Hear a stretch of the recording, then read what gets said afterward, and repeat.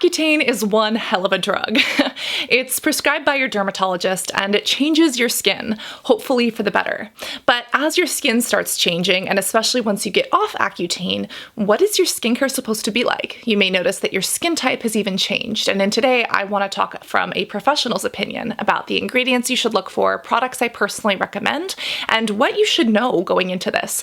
This video is for 3 different types of people. The first is if you have just finished your course with Accutane and you notice your skin has changed and you're like, where do I go from here? The second is if you're currently on Accutane and you notice your skin is changing and you're not sure what the future really holds or how your new skin is going to treat you. And the last is if you haven't started Accutane yet, but if it's something that your doctor or dermatologist has recommended and you want to know what you're getting yourself into, you want to prepare yourself properly. This is a video with my professional, unbiased information, as well as my personal acne story that you can think about and take back to your dermatologist or doctor when it comes to treating and understanding your skin. You've probably spoken about this with your doctor, but Accutane is also known as isotretinoin or Roaccutane if you live in a different country than America. And it is a hell of a drug that impacts your skin permanently. As you probably know, it's an oral medication that you take and it actually changes your DNA, specifically changes the way your skin cells and the rest of your body produces oil, otherwise known as sebum. Now this is great because it probably means that you'll be less oily for life, and a lot of people who have gone through Accutane have seen amazing things happen with their skin. However, there are people that once they stop, acne can come back. It usually doesn't come back with the same severity that it started with. However, some people still notice breakouts around their period, or some people just don't know how to deal with their new and drier skin. Especially post-Accutane, you may notice that your skin type has completely changed. Before Accutane, you may have identified as oily, and after Accutane, most people are more combination or dry. Also, post-Accutane, once acne is cleared, some people notice scarring and redness that they never really saw before because the acne was front and center. And now that you're progressing in your skin journey, what are you supposed to do if you do have scars or redness? Of course, we need to start off with cleansers, those that are safe for acne-prone skin, but also okay for those who might have dry skin, combination skin, and need ingredients that will work for them. This is one that's used professionally. It's from SkinFX. It is fantastic. It's from the Barrier Plus line. And this kind of has a trilogy of 3 different ingredients that can really help skin, especially if you're dry, if you're peeling, or if you're post-Accutane and you're just looking for something that doesn't irritate skin. Barrier Plus is made to rebuild the barrier of your skin. When you think about it, our skin is kind of like our protective layer. It keeps the good stuff in and the bad stuff out. But as you know, acne or other skin conditions can really disrupt that barrier, and your skin can be sensitive, it can be physically painful. It's something called transepidermal water loss, which basically means losing hydration through your skin, and that can contribute to dryness. When you think of trans, think of transportation. It means across. Epi means top. Dermal means skin, and water loss means water loss. So it's a huge issue for a lot of people, especially people who have been on Accutane. But when you break it down, it's easier to understand and to figure out what would work for you. This is specifically made for sensitive skin. It also has no fragrance, and if you have acne, there aren't any ingredients in here that should pose a big problem. As a bonus, there's some aloe vera and jojoba in here, which are both soothing and great for the skin. This is one that I would highly recommend. If price is a little bit more of an issue for you, this is one from the Inkey list. It's the Oat Cleansing Balm. It's a little bit less expensive and it's a really good option. You see, oats have something called beta-glucans in them, and these are a type of sugar molecule that is really hydrating to the skin. This is a fantastic cleanser for day and nighttime use, and again, it's one of those that is nice and soothing. It doesn't really overly strip the skin. This one isn't as great if your skin is super sensitive. It has something called phenoxyethanol, which is a natural preservative, but some people notice redness or flushing with this ingredient. So both of these are highly recommended, but you can take a look at the ingredients yourself or ask your doctor, but keep these 2 in mind. When it comes to toning, especially post-Accutane, you really don't need to tone. The purpose of a toner is to rebalance the pH of the skin. pH stands for potential hydrogen, and basically whatever you put on next is going to penetrate deeper. It's nice to have, but it's not always necessary. And especially if you just got off Accutane, I would personally recommend avoiding toners that have high alcohol content, just because that can dry and strip the skin. And post-Accutane, you don't have as much oil in your skin anymore. If you really want one, this is one from H2O Plus that I would recommend. It's technically an essence. It's made for sensitive skin that needs hydration. It has some Japanese extracts, some plant extracts, and it's not overly drying. So it's really a again, nice to just balance out the skin. However, if you're sensitive to fragrance or if you're sensitive to plant extracts, you may want to skip it. It's not something you need. But if a toner is something you love, if you're a skincare nerd and you're trying to understand what to use with your new skin type, this is a really good one that does add a little bit of hydration. After cleansing, a lot of people normally exfoliate. However, this is something that you might not want to do. You see, your skin has just been through a lot. Even 6 months after you've finished your last dose of Accutane, your skin is really sensitive and still really thin. You probably want to avoid things like waxing or laser treatments or chemical peels. Your skin has already shed a ton, and this is kind of a time for you to press reset. So if you can avoid exfoliation, as long as it doesn't go against what your dermatologist or doctor says, I would say you don't actually need it. We also live in an over exfoliation culture, so if you can give your skin that break, I think it would really help your skin just kind of press reset and realign with your new skin type and kind of help guide you into what that's supposed to be. If you really love exfoliation and you can't get enough of it, the one thing that you can look for are PHAs. That stands for polyhydroxy acids. These are really, really gentle. Unlike other acids, AHAs or BHAs, polyhydroxy acids are actually big molecules, like sugar molecules, which means they're a lot gentler on the skin. So if you have to ease your way back into exfoliation, PHAs might be the way to go. Glossier and Ulla Henriksen have some good ones. But again, if you can give your skin that break, please do, because now is the time to allow your skin to relax. It's just done a ton of hard work, and you want to see what your new face is going to be like. After you tone, this is when you want to use penetrating treatments like serums. And again, this really pertains to people who might still be breaking out and to people who have leftover redness or acne scars that they don't really know how to deal with or that weren't there before.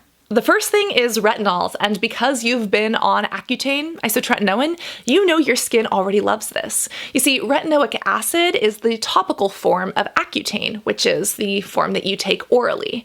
And if you've responded to acne well, you're probably going to respond to retinoids well.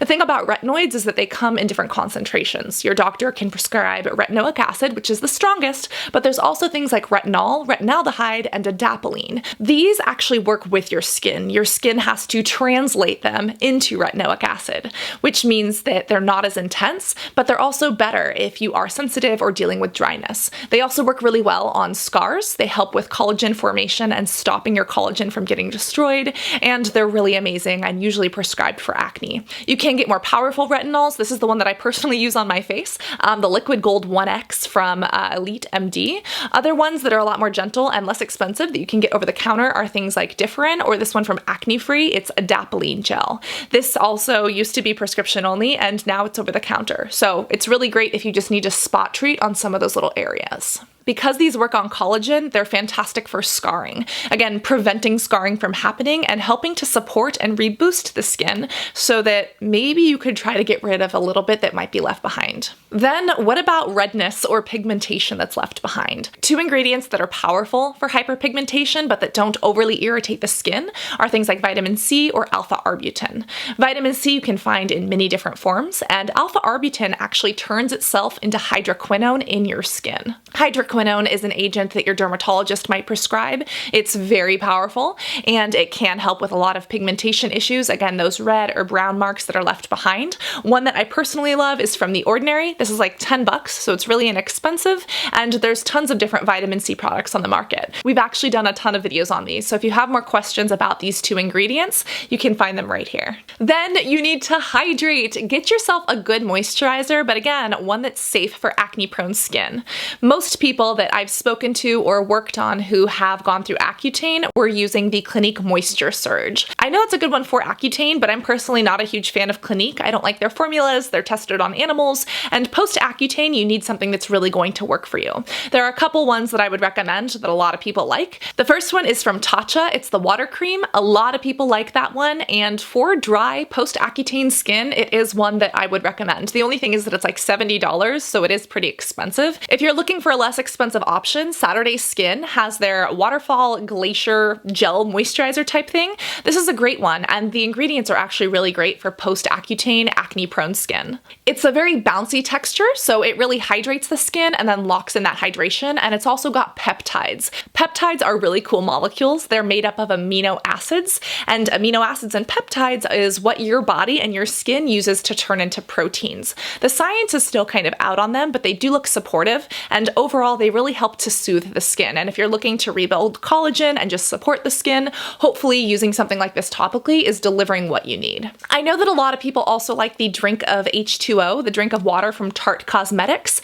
That one has some coconut derivatives that, again, could be good, but for those who are really sensitive and post-Accutane who have a history of acne, it's not always my favorite. Again, it has a good texture, and if it works for you or if your doctor recommends it, that's great, but I would personally look at the Saturday Skin, or even this one. This is from a Korean brand. It's the Coop Raw Moisturizer. This one's really fantastic because, again, it has a lot of those supportive ingredients. It's got rice bran, which, just like the cleanser I recommended, is really great for hydration. It's also got cyclopentasiloxane. I know that sounds crazy, but it's a good ingredient to lock in hydration. So the stuff that's in here goes into your skin, gives your skin hydration, and then the moisturizer component locks it all in on top.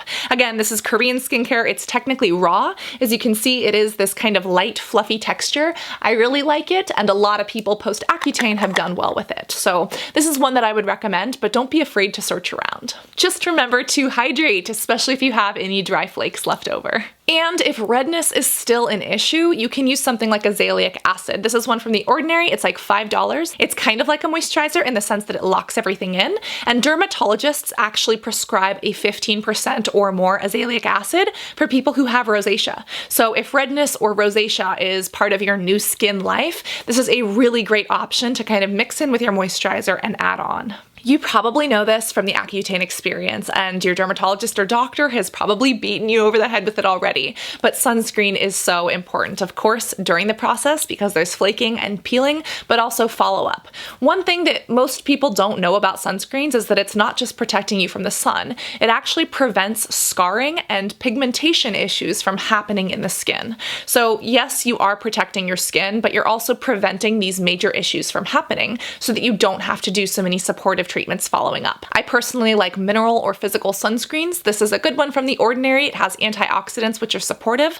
Other ones that you might want to look for, there's a good one from Australian Gold that has a little bit of shea butter. It's at the drugstore. And then if you're looking for one that's more natural or organic, Juice Beauty has an SPF 30 that has a lot of organic ingredients that sits onto the skin really nicely. Prevention is easier than treatment. And with your new skin, hopefully any breakouts that you get are not as bad, but you still might get some zits and kind of some under the skin things. This is something I personally love. They're the ZitSticka Killer Patches. They are a little bit expensive. They end up being like $3 a patch, so I would only recommend using these in an emergency situation, but these do work really well, and they're kind of like a microneedling patch. They have these little microneedles that have active ingredients that pierce into the skin and then dissolve, and usually within the course of 8 hours or overnight, they tend to get rid of a lot of the redness and the zit that was forming underneath the skin. The ingredients are niacinamide, which is known as B3, which can help with redness, sodium hyaluronate, which is hyaluronic acid, really moisturizing to the skin, and also oligopeptide 76. So again, one of those peptides that might help with collagen.